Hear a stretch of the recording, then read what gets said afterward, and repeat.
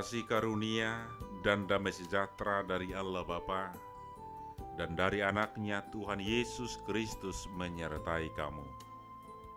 Amin. Bapak, Ibu, Saudara yang dikasihi Tuhan Yesus Kristus, mari kita dengarkan firman Tuhan renungan harian pada hari ini, Kamis 29 Juli 2021, yang tertulis dalam kitab Sakaria pasal 7 ayat yang ke-10. Janganlah menindas janda dan anak yatim, orang asing dan orang miskin, dan janganlah merancang kejahatan dalam hatimu terhadap masing-masing. Jala unang rupahamu halak nama balu dohot nasopot somarama somarina, nang halak naburo dohot naparir. Jala unang manangise mamikiri naroa dopak donganna di bagasan rohana. Saudara-saudara yang dikasihi Tuhan Yesus Kristus, ada ungkapan dalam orang Batak yang mengatakan situgu na jongjong, situjang nagadap. Ini adalah pepatah Batak yang menggambarkan cara hidup di mana seseorang menuntun yang bisa berjalan, tetapi sebaliknya menendang orang yang sudah terjatuh, memberi kepada mereka yang sudah berkecukupan, dan menindas mereka yang butuh pertolongan. Ungkapan ini merupakan suatu kritik terhadap perilaku mendukung yang kuat dan meninggalkan yang lemah. Tuhan adalah pembela yang lemah, para janda dan yatim, orang asing dan orang miskin yang tidak berdaya. Saudara yang terkasih, janda, anak yatim, orang asing dan orang miskin adalah orang-orang yang memerlukan pertolongan, bukan malah diperas. Dalam kisah yang diceritakan oleh Yesus tentang orang kaya dan Lazarus, di situ kita boleh tahu bahwa Tuhan tidak senang apabila orang-orang yang lemah dan tidak berdaya itu diabaikan. Jangan menipu satu sama lain. Jangan memelihara dendam dan kebencian, tetapi lepaskanlah semua perasaan buruk dan kebencian, dan berilah pengampunan, dan nyatakanlah kasih. Demikianlah seharusnya kita memperlakukan sesama kita.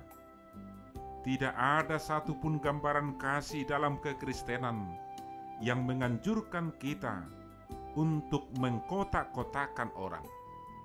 Kita wajib menyatakan kasih kepada siapapun, kapanpun, dan dimanapun. Terutama di dalam nas ini, mereka yang disebut para janda, anak yatim, orang asing, dan orang miskin. Saudara yang terkasih, Sakaria memperingatkan kita bahwa setiap perbuatan kita membawa dampak, apakah perbuatan kita menyenangkan Tuhan atau sebaliknya mendukakan Tuhan.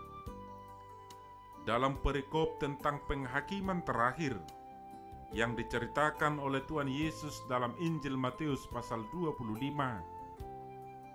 perbedaan antara mereka yang masuk ke surga dan mereka yang masuk ke neraka ditentukan oleh bagaimana mereka memperlakukan orang-orang yang terlupakan, yaitu mereka yang lapar, mereka yang haus, orang asing, orang yang tidak berpakaian, orang sakit, dan narapidana.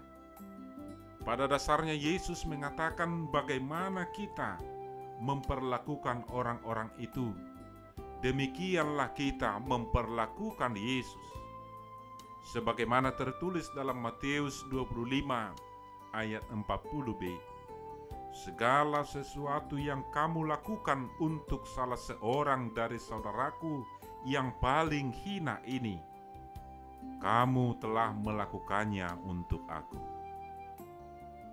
Yesus sebenarnya sedang menjelaskan bahwa jika kita memiliki hubungan yang benar dengan Dia, maka kita akan memperlakukan sesama dengan benar.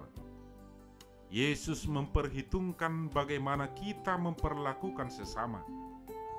Jika kita memperlakukan orang lain dengan adil, dengan belas kasihan, dan dengan kasih, maka kita akan membuat hati Tuhan menjadi senang. Maka perlakukanlah sesama dengan kebajikan, kesabaran, belas kasihan, dan kasih sayang, sama seperti kita berharap bagaimana orang lain memperlakukan kita.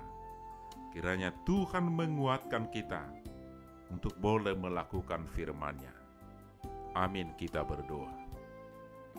Allah Bapa dalam Kristus Yesus, kami bersyukur Tuhan atas penyertaan-Mu, sehingga kami boleh melihat dan merasakan sukacita oleh kasih anugerah yang daripada-Mu.